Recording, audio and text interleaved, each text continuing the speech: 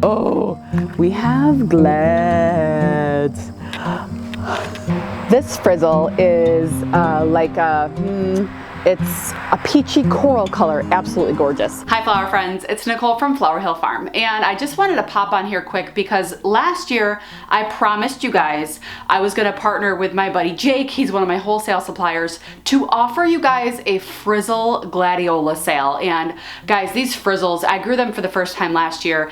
They blew my mind. They were so delicately gorgeous. The color variations are amazing. I think I grew about 125 of them last year, and I'm definitely going to be growing more this year. They come in a multitude of color combinations, roughly gorgeous layers of petals. Anyway, I just heard from Jake. He is ready to open up the sale, and I put together a couple of different collections for you guys. And obviously the first one is the Frizzle Gladiola. There are 21 different varieties in this mix. And guys, these collections include priority shipping in the prices. Here are just a few of the Frizzle varieties that you can expect in this mix. The entire list can be found on the order form. The order form is going to be in the description box of this video. I'll also pin it as the top comment in the comment section on this video if you guys are interested in seeing all of the different varieties. Now, I put this collection together with succession planting in mind.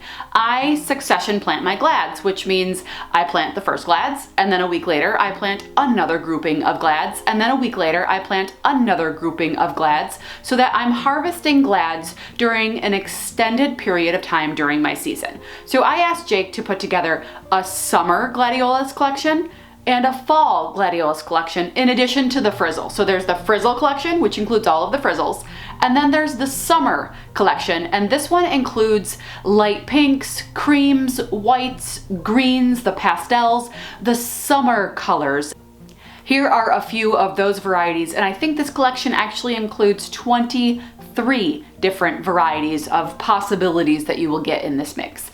And then we have the fall collection. This is the darker vibe collection, the dark purples, the reds, those beautiful burgundies like that black star. So beautiful, so fall-like. And these ones I would plant later on in late spring, and these would be the ones that I will be harvesting in the fall time because these colors just go better with my fall bouquets. And lastly, we put together a mystery mix, which is basically a collection of all of them. So the mystery mix, all of the details of those also in the order form, all of the different varieties that are possible in that mix. Now this mix will come to you unlabeled. It's going to be a bag of mixed bulbs, so you do not know what variety you're planting. It will be a surprise when they come up. Obviously, the Frizzle mix will be all Frizzles, and then the summer and the fall mix, along with the surprise mystery mix, will be all of the other colors listed on the list. All of the varieties are named, but they're not going to be labeled when they come to you.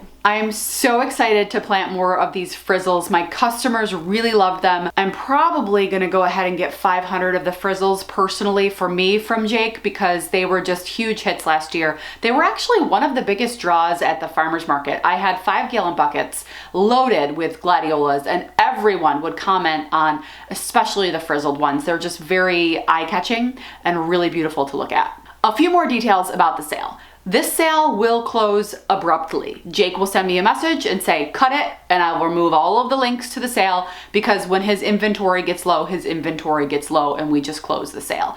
Another thing is invoicing. He will be sending you an invoice. That'll be a QuickBooks invoice from C&J Farms, and that will be within a couple of weeks of placing your order. And these bulbs, corms, gladiolas are corms, these corms will be expected to ship about mid-April, perhaps a little bit sooner if he is ready a little bit before that. But mid-April is when these are expected to ship.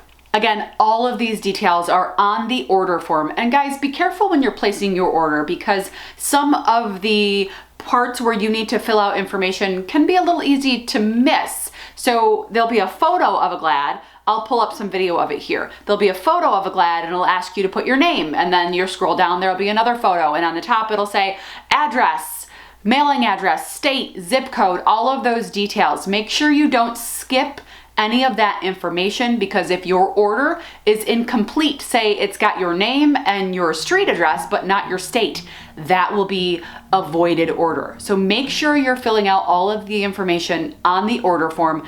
Double check it before you hit submit. A little bit more information on how I grow Glad. So I start planting my corms about 3 weeks before my last frost date in the spring. So I usually start putting them in the ground about May 1st. It was Mother's Day and I said, you know what, let me try and see if I can do it a week earlier, and I could. I did it successfully. First week in May, I end up putting my first group. Usually I do about 300 a week, and then at least for the next 5 to 6 weeks, I'm planting several hundred a week. And that final week, you have to want to make sure you give yourself at least 75 days until your first frost in the fall. So you want to have all of your successions done by that mark. Count back from your first frost date, 75 days, and make sure you give yourself that amount of time for your last succession. I think for me, that's usually about July 1st. For 8 weeks, I'm planting 300 bulbs a week. It works out. Each variety of Gladiolus has a different bloom time. Even if you have a mix and you plant them all at the same time, you'll see certain colors first, and then eventually every one in that grouping is going to bloom. 3 years ago, I had tremendous succession planting my Gladiolus. And then the year after that, so 2 years ago, I had a horrible thrip infestation. I could not cut any of them. I tried. I cut a few of them and I got a text message from my customers.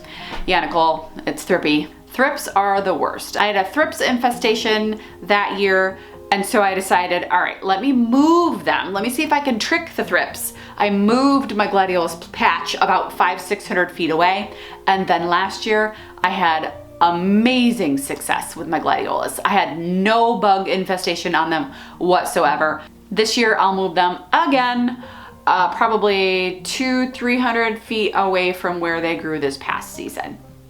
Just trying to keep things moving, keep tricking the pests, trying to keep them guessing on where things are gonna be. Last year, the disaster crop was my asters and the deer. So you never know what crop is gonna be a disaster. You're gonna have one crop that's a disaster every year. It's kind of up in the air, what's it gonna be? Last year it was asters, year before it was Gladiolus. Who knows what it's gonna be in 2023. All right, guys, I just wanted to pass this opportunity along. I know I'm excited about the Frizzles. I'm putting my order in. Remember, these orders do include priority shipping. You will be invoiced within a couple of weeks, and the orders start going out in April. Thanks, guys, for sticking around. We'll see you soon. Is beautiful.